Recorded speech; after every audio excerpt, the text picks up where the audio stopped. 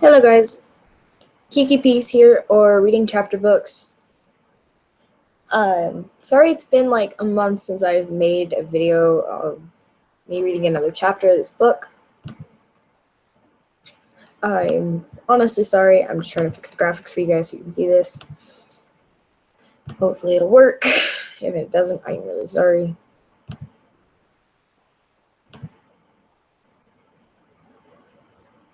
Okay, well, it's better.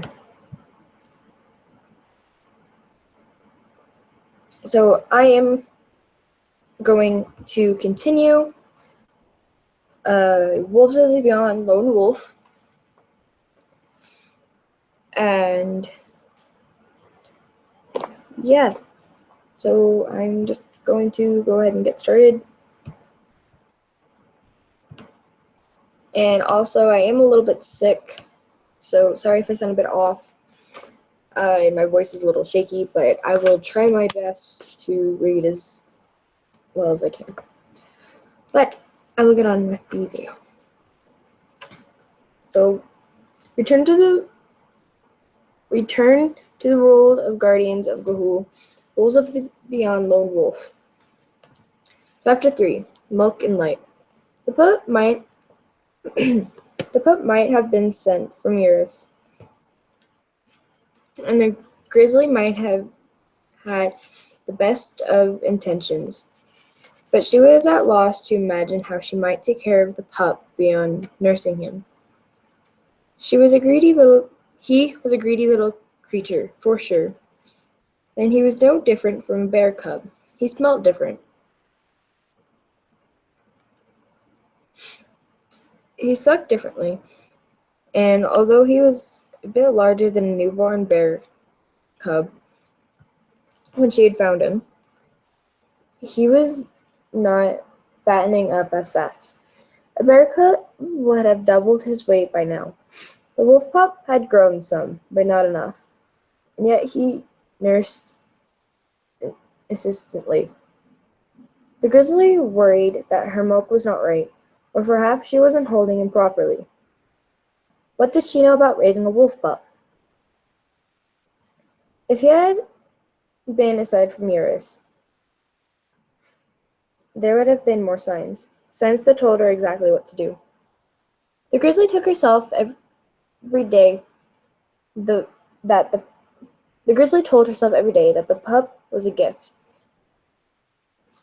but she wanted him to be more than just a gift. Did he feel she was strange too?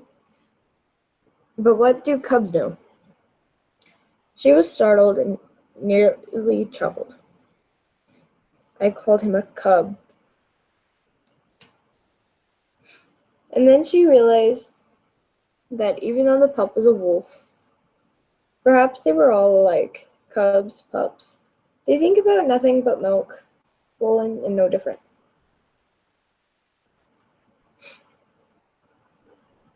Or swollen is no different.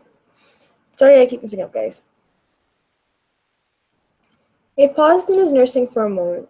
She took the opportunity to pick him up in her huge paws and hold him close to her face.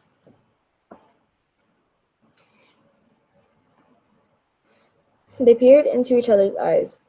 He was becoming a lovely green, like the wolf's eyes in the beyond. Hers were a rich, gleaming brown, so shiny that the tiny wolf could see his reflection in them. You're a funny little creature, as she stuck out her tongue and dabbed his wet little nose.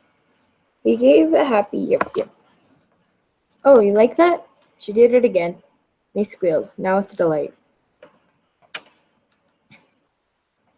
She set him down. He immediately rolled onto his back, holding his tiny paws in the air expectantly. The grizzly thought it was a signal that he wanted tickling. She began speaking in a miniature of words, snorts and huffs. Wasn't sure if he understood her or not, but it didn't matter. Oh, great, Iris. You want me to do that again? You funny little fellow. The words of the wolf and the bear and the owls did not differ much, but the tone and the expressions and the subtler movements in their heads and eyes created a hidden language strange to other animals, and sometimes incomprehensible. Roland lay on his back, waiting for the huge tongue to close belly. So she did, and the pup leaped gleefully. And the pup leaped up gleefully. This was repeated several times. Sorry about that, that was my phone. And the pup ran a distance and turned his head to look shyly back at her. He suddenly hurled himself towards the grilly, leaping into her arms. She was so stunned she fell backwards. He climbed onto her chest and began licking her chin, and then her nose. The bear's chest rumbled with chuffs of delight. The more she chuffed, the more Fulton licked her nose. The bear felt her eyes fill with tears. For days this wolf pup had nursed, but had hardly seemed to look at her. But now, when he had finally stopped nursing, just for a moment, and she had played with him, he played back. He understood. She picked him up again and gently held him away from her face. They peered once again into each other's eyes. He wiggled a bit, then made the milk bark. She cradled him, and he clamped onto her teeth. But this time there was a difference. He opened his eyes as he nursed, and looked right at her, as if there were no current flowing between them. One consumed the milk, and the grizzly drank from the luminous green light of his eyes. She felt a deep surge of love. And that's it for chapter 3. I'm sorry I messed up so much on that and I had to pause so much. I'm aware I did. I will read chapter 4 ahead of time when I read it again to you guys, and hopefully I'll be able to read it a bit better.